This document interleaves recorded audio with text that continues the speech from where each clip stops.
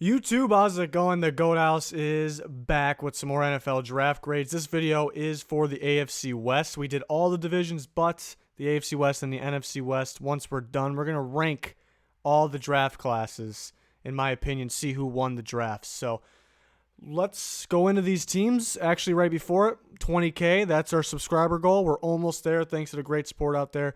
So it'd be much appreciated if you click that like button, notification button, subscribe button.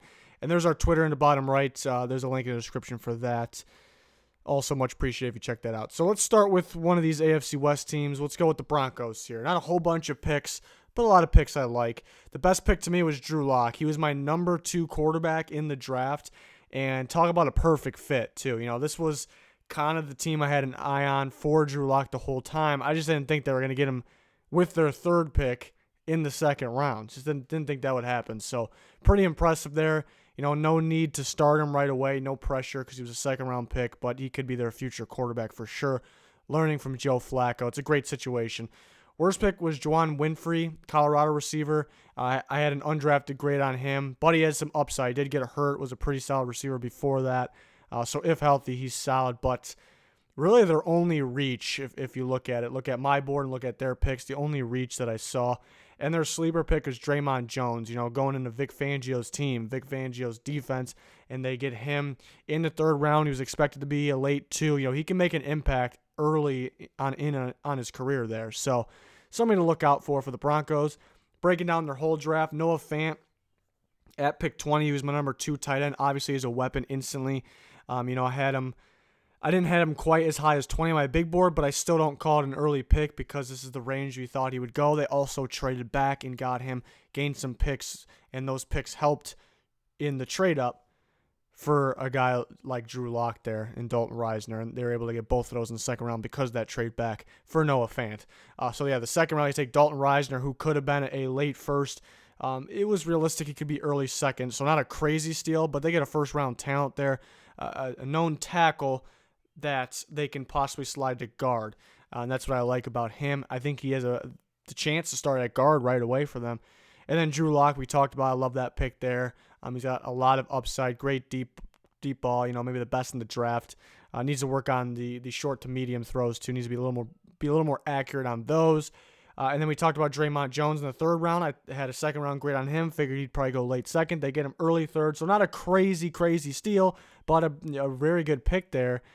Put him in the rotation on the D-line on Fangio's defense. That can be solid. Justin Hollins went where I thought he would go, around round 5. He has a lot of upside, not a tremendous amount of production at Oregon. He did force, you know, a good amount of fumbles consistently. I like that. Usually those guys continue to do that.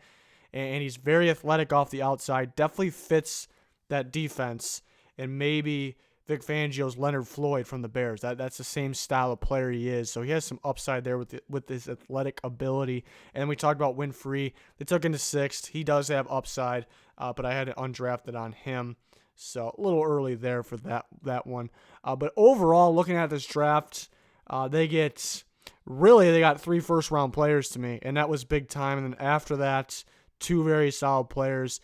To me, they did enough to get an A+ for me, you know. This team, even though they didn't play all that great last year, this team is built pretty well. You know, coaching was the problem. So they didn't have a bunch of needs. I think they went out and filled, you know, the needs that they had. It's just going out there and executing and, you know, being coached well. So we'll see what Fangio can do as a head coach instead of a defense coordinator. But I like this draft. A+ for me. They did enough for it. Moving on to the next team. We got the Kansas City Chiefs. To me, the best pick was Juan Thornhill. He was my number 2 safety in the class. And there was talk about him going late 1st. I still thought, you know, early to mid 2nd was realistic, and they get him late 2nd. And I like the fit, too. I think he can play alongside Tyrann Mathieu. You know, he also can play corner. So I would actually look out for that because they needed a corner and they didn't get one real early. He has experience playing corner. He could have been a top 5 corner in this class. Plays in the box and the slot a lot, too. He really does it all. He does it all at a high level. Super athletic. I like Juan Thornhill pick a lot for them. Worst pick was none. You know, I had 4 teams that had no worst pick, no reaches. If you look at my board, look who they took and where, no reaches. So that was one of the teams that did not reach a single time. Gotta like that. And sleepers, Rashad Fenton. Why is he asleep? You know, he went about where I thought he would go, 6th or 7th round. He went late 6th. Why is he a sleeper? Because he can get action right away. Because obviously they need corners. We'll say they keep Thornhill at safety.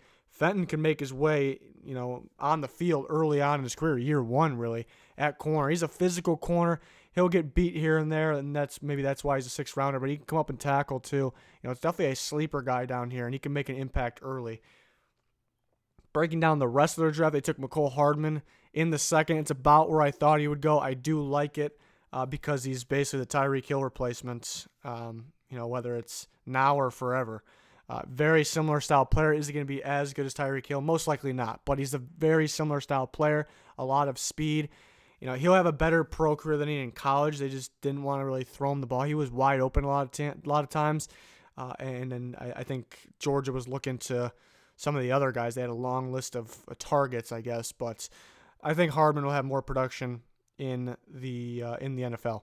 We talked about Juan Thornhill, how I like that pick. Kalen Saunders, I like that pick very much as well. About where he should have went, maybe a little earlier. But a defensive lineman that can do multiple things. He'll play D-tackle in the 4-3, which they're switching to. But he has experience, outside rushing the passer.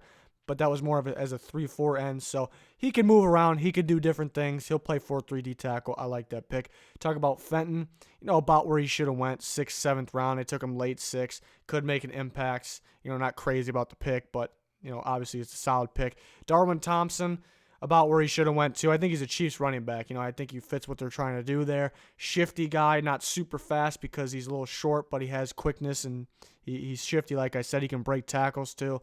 He can catch the ball. So it definitely fits what they're trying to do over there, but will be the third running back most likely right away. And then Nick Allegretti, the center/guard from Illinois, which I think is a pretty good pickup in the 7th round. It's about where he should have went, according to my board, but they needed kind of a guy like this. They're good at finding some of these guys late, so he could potentially play at center if they need him to, losing Mitch Morse, even though they have others that can step up and play the position. So kind of breaking down the Chiefs draft, no reach. Some players I like, but no crazy steals, and I wish they would have went for a corner a little earlier. Maybe they were playing with Thornhill. I gave him an A-. No, they definitely are in the A range because there's no reach. They got some good players.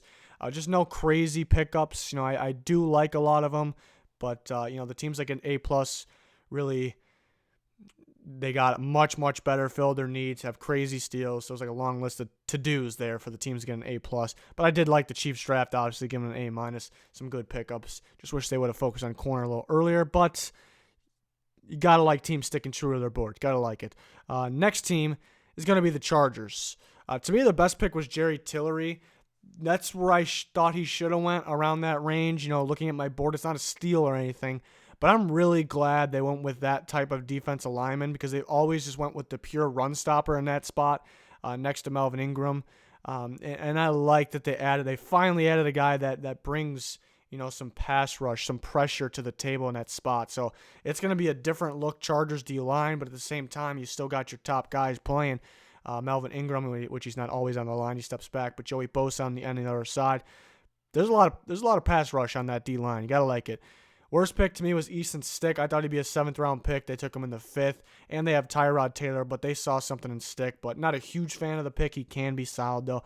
And sleeper is Cortez Broughton from Cincinnati because Cincinnati had him doing all kinds of different things. They had him playing edge rusher. They had him playing D-tackle. They had him playing nose. They were moving around everywhere, and that's pretty impressive that he was able to do that. But if they would have just kept him in his normal position, which is just a D-tackle, then he would have, had more production, would have played better. He probably would have been an earlier pick. So he has some upside if the team, like the Chargers, put him in the right spot. Looking at the rest of their draft, we talked about Jerry Tillery, Nasir Adderley. That's where I had him graded around there. So I know there's some people that just absolutely love the pick. I'm not crazy about the pick. I like the pick, though. And I like the pairing with Derwin James. That's going to be fun with that duo. Trey Pipkins was a little early for me. They didn't need a tackle, and there was kind of a shortage on him at that time. But that was a little early, maybe a round, probably 2 rounds, actually. And then Drew Tranquil in the 4th round. I like this pick. Another Notre Dame guy, the linebacker. Really, probably an early 2nd round talent. But I had him graded 3rd round because he did have a lot of injuries, but he always played through the injuries. So I didn't hurt him. I didn't have him take a hit too much because he's always playing. But if he keeps getting hurt at the NFL level, it's going to be a problem. But he's a do-it-all linebacker. There's really not a weakness to his game. He can cover. He can get after the quarterback if you need him to. He can stop the run. And I think he fits the Chargers defense. I think he can start. Hopefully he stays healthy. Easton Stick I thought was a little early. They grab another running linebacker in the 6th. Amik Egbule from Houston. High motor guy, can stop the run, can fill the gaps. And that's a good 6th-round pick. I thought he could have went in the 5th. And Cortez Broughton, I thought it was possible he can went in the 6th. They get him in the 7th. So, 2 picks a little early. The rest of the picks I really like for them. I gave him an A- though. It's kind of back and forth, A-, but then they had a couple of the reaches a little bit. But I like the fits they got. There's a lot of really good fits here. Talk about which prospects fits team. Jerry Tillery really fits there. That's not what they've been putting in that spot, like I said. That's what they should put in that spot. Nasir Adderley fits very well next to Derwin James. Tranquil, I think, fits that defense perfectly, especially with Thomas Davis in there. He can be the replacement for that. So I do like what they did here. Couple reaches, but overall, obviously, I think highly of the draft at an A-. The Raiders are next. Best pick to me, it was hard to pick a best pick. They got a lot of good players, but, they either took a guy right where he should go or a little bit of a reach. I like Trayvon Mullen. They needed a corner to step up. I think he was a little underrated at this point, right before the draft for some reason. He's kind of getting hype early on, right after the national championship, but he's pretty solid. He's really a do-it-all corner, athletic, good in press. So I think that's their best pick. He'll make an impact early. Worst pick was Quentin Bell. Did not have a grade on him. And then sleeper is Foster Moreau because they need a tight end to step up now, and they get the athletic Foster Moreau from LSU. I think he'll have a better pro career than he did in college as well. Breaking down their whole draft, Clelin Ferrell, who I like, but it was early. It was surprising. He's not super flashy with his athleticism, but he fits that defense. Obviously, the talk is, why did they pass on Josh Allen? Obviously, I would have, if I was in there, I would have taken Josh Allen. But number 2 player on the board, I think he can fit 4-3 or 3-4. But it's pretty obvious that Mayock and Gruden didn't think he fit a 4-3 as good as a guy like Clelin Ferrell. Obviously, they wanted both, so they tried to trade up. But Ferrell was the next guy that is a true 4-3 end. So that's what they wanted. Josh Jacobs, I thought could be had in the 2nd round, but this is where I had him on the big board. So overall, he'll step up. He'll be their starting running back, which they needed. It's a solid pick. Jonathan Abram, I was a little more comfortable with him early 2nd, but overall, he's a football player. He can help them in multiple ways. Trayvon Mullen, we talked about that. Solid pick. Max Crosby, I was hyping up him coming into the draft because he was a sleeper. He's got tons of production, whether it's quarterback pressure, sacks, and forced fumbles for the last 2 years, consistently productive. But I thought more of the 5th round. Why? Because little undersized. He's athletic. Little undersized. Will it be an adjustment going from MAC offensive tackles to NFL offensive tackles? So I thought 5th round was safe. I also thought because he's athletic and undersized, 3-4 outside linebackers got to be where he's at. So they take him in the 4th round, and he's going to go play a 4-3. So he's going to have to put on a lot of strength. I don't know if he'll be ready right away. I don't have a problem with the undersized guys. They have to show it, though. But I think they'll have a problem right away. It's a guy they'll want to develop a little bit, maybe using the rotation. So, interesting pick. I don't hate it at all because I like Crosby, but it's an interesting pick. We'll see how it works out. Isaiah Johnson, the 4th, about where he should go. It's a solid pick. They need another corner. They get a good size one there. Foster Moreau is a solid pick in the 4th. Hunter Renfrow in the 5th.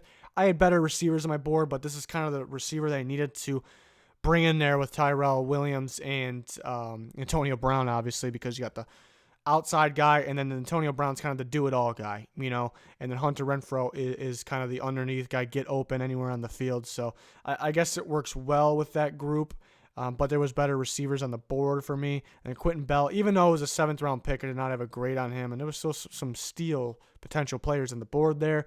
So this draft's really all over the place. There's no steals at all for me. They got some good players about where they should go. They had a couple reaches. They filled some needs, though.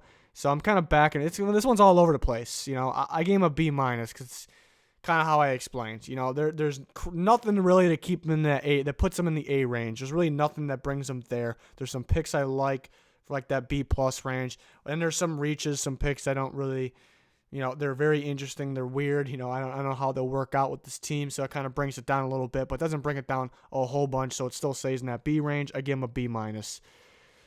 So that's the AFC West. We still got the NFC West to do, and then we're going to rank all the drafts. So you're going to see who my 32nd team is from the draft all the way to 1 tough splitting them up, the ones at the top, but I have a winner of the draft ready to go for when I make that video. And then we have plenty planned for predicting the upcoming season. We're also going to cover the NBA draft. A lot to get to for the NFL season and sports in general, really. So can't wait to do it. Thanks for everyone's support. Thanks for watching these videos. That's going to do it for this one. Goodbye.